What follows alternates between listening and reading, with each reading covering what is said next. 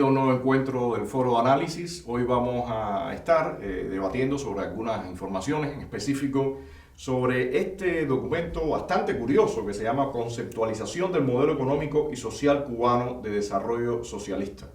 Una serie de palabras que para la mayoría de los cubanos no dicen absolutamente nada, pero que el régimen le ha dado todo un bombos y platillos a este panfleto comunista. Creo que en la parte política no hay nada novedoso. El régimen sigue reafirmando que esta concepción totalitaria de lo que es el sistema sigue en pie y va a seguir en pie. En la parte económica han dejado bien claro que no va a haber ningún tipo de apertura, porque están diciendo que la propiedad del Estado sigue siendo la rectora fundamental y ellos conciben la propiedad privada y la iniciativa privada como el pariente menor dentro de la economía. Eso a la larga va a conducir a un fracaso porque precisamente el desastre que tenemos es por esa misma concepción. El papel dirigente del Partido Comunista de Cuba, único y vanguardia organizada de la nación martiano, marxista, leninista y fidelista. Para la nueva reforma constitucional, ¿tú crees que el término fidelista va a ser un término presente? O sea, no solamente se va a hablar ya de martiano, marxista, leninista, sino también se va a agregar ya explícitamente el término fidelista. Yo creo que sí. Hay que recordar una cosa, que el tema de convertir la ideología del líder principal en una religión está muy asociado a estos sistemas. Stalin, a la muerte de Lenin, utilizó a Lenin, lo convirtió como una religión a su favor. En China el maoísmo es una religión igual. Es casi seguro que el sistema cubano implemente el fidelismo como una religión.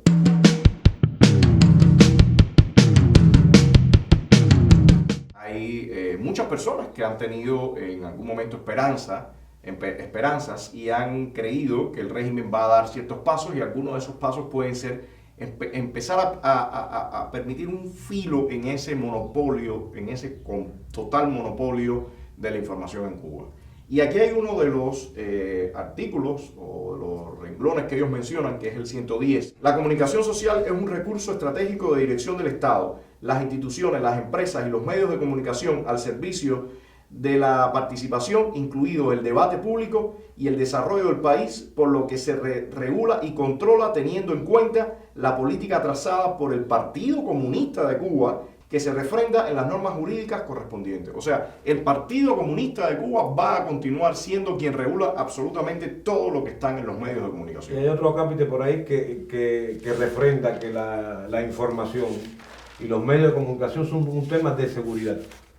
Es decir, están señalando que el flujo de la información el Estado lo va a seguir controlando y lo va a seguir controlando bajo las normas de la seguridad.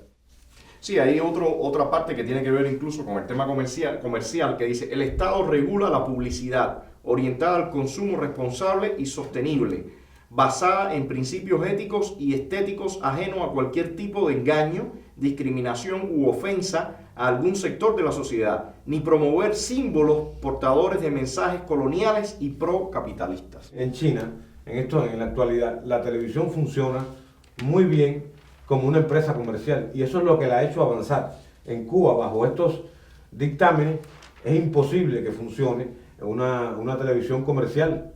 China controla en estos momentos toda la parte informativa, es decir, la parte política que le puede afectar al sistema. Pero lo que ha dinamizado la televisión en China es el hecho de que la televisión está en función de una industria comercial como tal y que le ha reportado ganancias millonarias a esos sectores en China.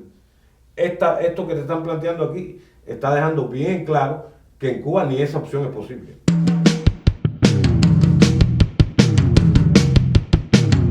Está manejando términos que implican un cinismo completo cuando dice: el reconocimiento moral y jurídico de la igualdad de derechos y deberes de las ciudadanías y las garantías para hacerlos efectivos con equidad, inclusión y justicia social, expresados en la igualdad de oportunidades y el enfrentamiento a toda forma de discriminación por color de piel, género, identidad de género, orientación sexual, discapacidad, origen territorial y nacional, creencia religiosa, edad y cualquier otra distinción lesiva a la dignidad humana. Por supuesto, jamás hablan de la diversidad en el pensamiento político y en la concepción de la política por parte de sus ciudadanos, ¿no? Hay otro punto ahí que señala el documento también muy claro, donde se plantea que las organizaciones de masa tienen un acápite especial dentro de la legalidad del sistema. Sí, eso es cuando hablan sobre el tema de la sociedad civil. Lo cual indica que ellos van a seguir contraponiendo las organizaciones estas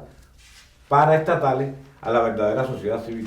Es decir, a ellos ni remotamente le pasa por la cabeza la existencia de una verdadera sociedad civil. Para ellos, sociedad civil son las organizaciones que controlan y eso lo van a seguir. De hecho, mira la definición que dan Adrián sobre el término sociedad civil. Dice, este término se refiere a las organizaciones de masas sociales, asociaciones, fundaciones y otras diversas formas asociativas sin ánimo de lucro en las cuales, ejerciendo el derecho constitucional de asociación, se unen de manera libre personas naturales y jurídicas, bienes y voluntades con el compromiso de contribuir al proceso de desarrollo de la sociedad socialista. Ahora lo que hay que cuestionarse es el término libre, porque si esas organizaciones, las directivas, las impone el Estado desde arriba, todo el proceso organizativo lo dirige el poder, el Estado como tal, ¿de qué libertad estamos hablando o de qué sociedad libre podemos hablar? Entre otras cosas, dice que uno de los objetivos de esta sociedad civil es impedir la manipulación desde el exterior. O sea, un término completamente ambiguo y que sencillamente marca claramente que el tema de la libertad de asociación en Cuba está completamente vetado. El tema de la libertad de expresión está completamente vetado. El tema de las libertades políticas está completamente vetado, incluso cuando ya está partiendo de incluir hasta el término de que este es un país que tiene una proyección fidelista. Cuando vemos en este documento supuestas reformas en el tema económico, lo primero que encontramos es que ellos están trazando una camisa de fuerza para tener bajo su control cualquier tipo de inversión, cualquier tipo de posible movimiento en lo que sería el ramo económico. Inversión tanto interna como externa. No, la inversión interna ellos dejan completamente claro que va a tener mucho más control incluso que la externa. O sea, ellos están hablando de que la inversión externa es buena porque va a traer tecnología, va a traer capital, pero yo me pregunto, ¿y qué pasa con los cubanos que están en Miami? Ellos también no pueden traer tecnología, no pueden traer capital. O sea, ¿por qué cuando se habla de inversión foránea no se menciona el capital cubano-americano? Es que hay una cosa, dentro de la mentalidad del sistema, el cubano es un ciudadano de segunda. Si los cubanos que residen en el exterior no tienen las mismas posibilidades que los inversores extranjeros, son ciudadanos de segunda en su propio país.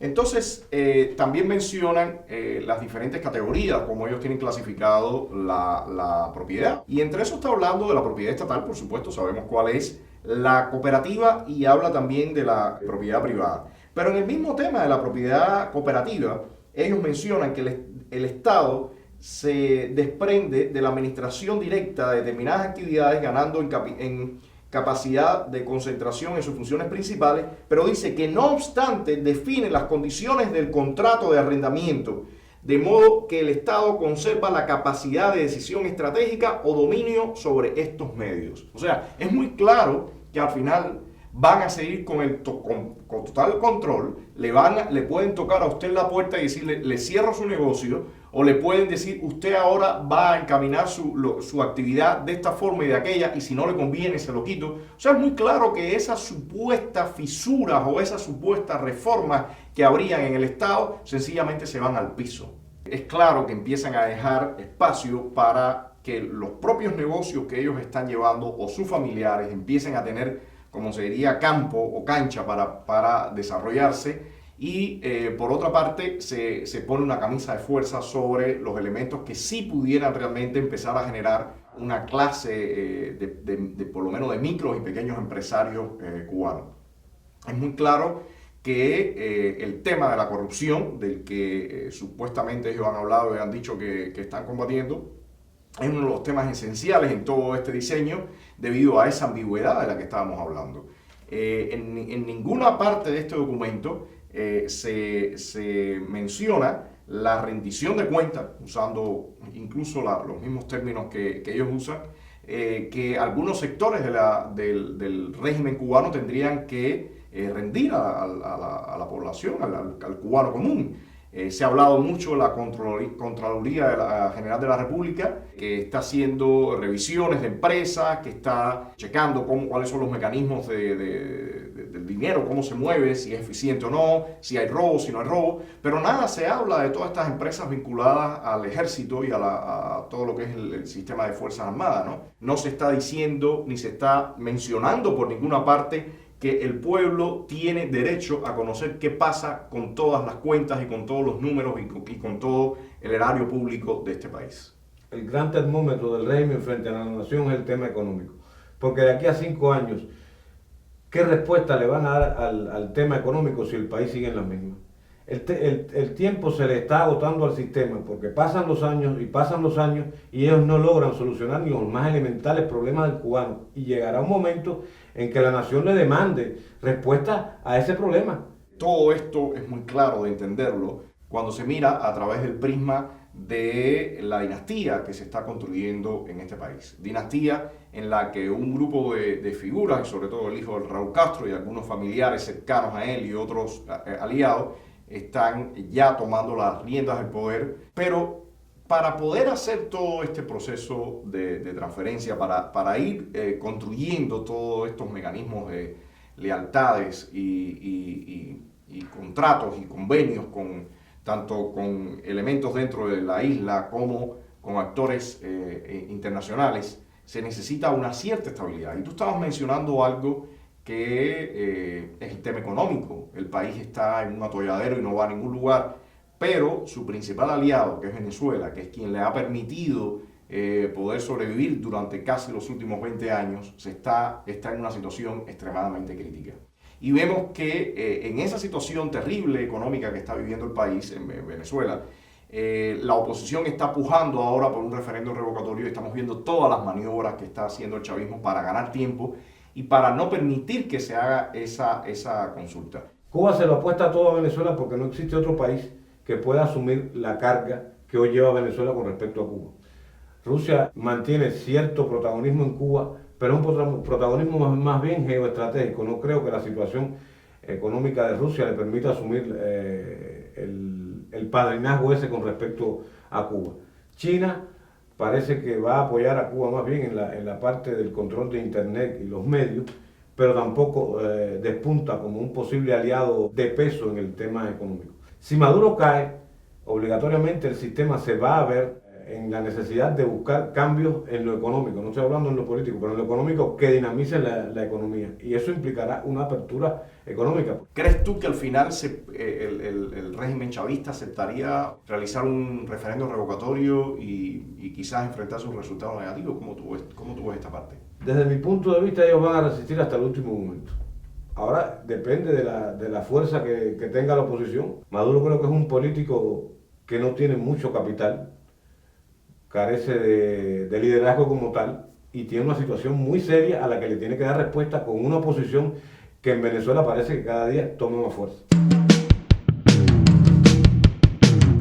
Hay muchas personas que han hablado de la posible participación en las llamadas elecciones, porque no tienen para nada características de elecciones, llamadas elecciones del 2018.